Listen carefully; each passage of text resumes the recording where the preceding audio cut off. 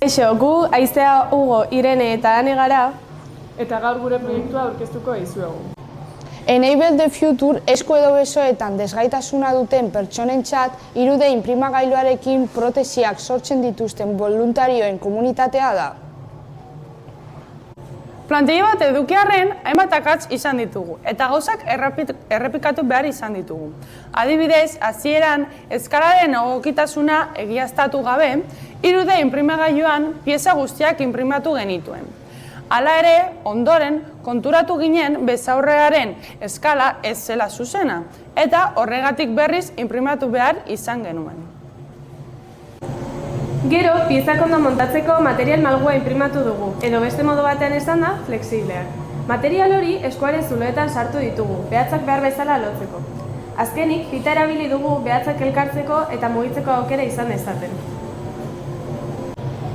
Behin pita eskuan jarri ondoren, besaurreko zatietan lotu ditugu, mugikortasun handiagoa izateko.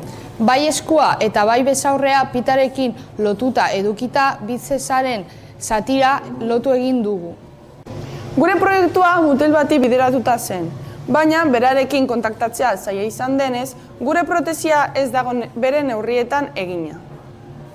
Orain, berarekin harremanetan gaudenez, bere neurriak hartu beharko ditugu eta bere neurrietan protesi berri bat egingo dugu.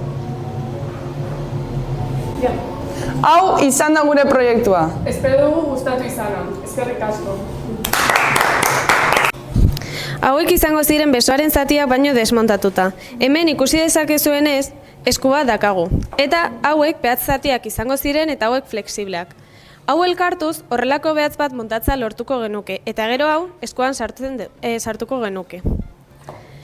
Hau, besaurraren zatea izango zen, eta beste hau, bizepsaren zatia.